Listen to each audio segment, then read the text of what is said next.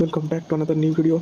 In this video हम discuss करेंगे कि निफ्टी पीएसयू बैंक जो कि पब्लिक सेक्टर बैंक्स है, SBI, Canara bank, union bank of India, इसका पोटेंशियल ग्रोथ अब डिस्कस करेंगे। यहाँ पे अगर एक महीने का देख सकते हो, पिछले एक मंथ में स्टॉक का परफॉर्मेंस अब मोर देन 9% का यहाँ पे ग्रोथ है।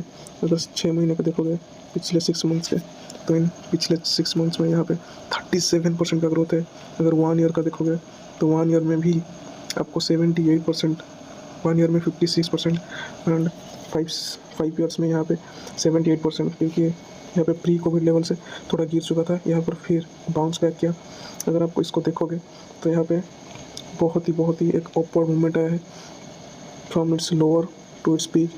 There are almost 300% return, which is a robust growth in this small time period. As you can see that पिछले 2 साल में सिर्फ ओनली 2 ईयर्स में ये ऑलमोस्ट 300% भाग चुका है, जो कि एक बहुत ही अच्छा साइन है। क्या ये फर्दर मूव हो सकता है? क्या इसमें ऐसा पॉसिबिलिटी है? अगर आप इसे देखोगे तो इसका पिछले चार्ट पैटर्न बहुत ही वोलेटाइल है, क्योंकि पीएसयू सेक्टर एक इतना अनरेगुलेटेड सेक्टर था जहाँ पे बहुत ही लोन डिफ़ॉल्ट होते थे। बड़े बड़े लोग, बड़े बड़े बिजनेसमैन जो कि लोन लेके भाग जाते थे या फिर मतलब रीपेमेंट नहीं करते थे, जो कि बैंक वगैरह को बहुत ही लॉस हो रहा था। लेकिन अभी due to RBI healthy guidelines and strict regulations अब ये इतना ज़्यादा नहीं गिरता है। सो यहाँ पे कंसिस्टेंटली बाउंस बैक दिख रहा है। लेकिन यहाँ पे क्या आपको ऐसे फर्दर चांस मिल सकता है, लाइक 200-300% इस पॉइंट से? इस वीडियो में हम सब जानेंगे।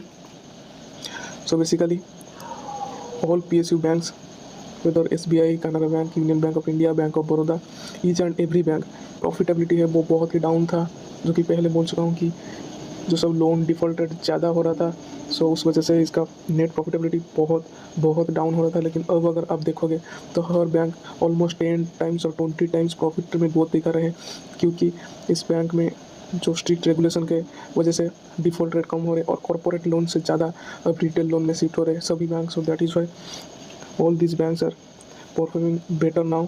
सो that is why you can see also in chart pattern सब इस बैंक सेक्टर में पुलिस हो रहे हैं, क्योंकि जब भी थोड़ा सा ही गिरावट होता है, यहाँ पे देख सकते हो थोड़ा सा गिरावट हो सकता है, फिर यहाँ पर पुलिस ने शुरू हो जाता है। तो यहाँ पे एक ब्रेकआउट मिला है इसको।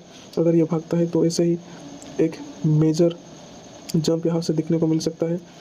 और क्यों यहाँ पे मैं कह रहा हूँ कि यहाँ पे एक इन्वेस्टेबल अपॉर्चुनिटीज़ है, क्योंकि अगर आप देखोगे तो प्रीवियसली 5 ईयर्स में एसबीआई का हो या कनारा बैंक का हो, यूनियन बैंक का हो, किसी भी बैंक का ऑलमोस्ट 20 टाइम्स या 10 टाइम्स 20 टाइम्स जंप हुआ है। लेकिन यहाँ पे स्टॉक प्राइस में ओनली 300% जंप हुआ है।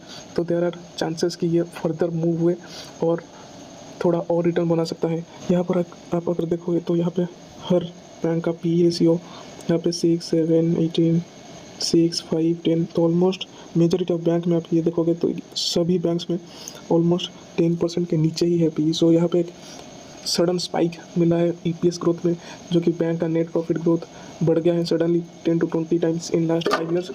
सो यहाँ पर वैसे पी रेशियो में एक अच्छा खासा डाउन देखने को मिल रहा है। सो यहाँ पर यह देखने को मिल रहा है कि यहाँ पर अपॉर्चुनिटी बहुत है। अगर ये पीई 10 के आसपास आ जाता है तो यहाँ पे आपका पैसा 30% या 40% ऑलमोस्ट अराउंड डबल होने के चांसेस भी है। And on the other side आप अगर देखोगे तो यहाँ पे एक डिविडेंड, अच्छा खासा डिविडेंड यहाँ पे एसबीआई का 1.89, बैंक ऑफ बड़ौदा का 2.61, पीएनबी का 0.88, यूनियन बैंक का 3.12 एंड कनारा बैंक का 3.29, विच इज़ एक रोबस्ट ग्रोथ है डिविडेंड में।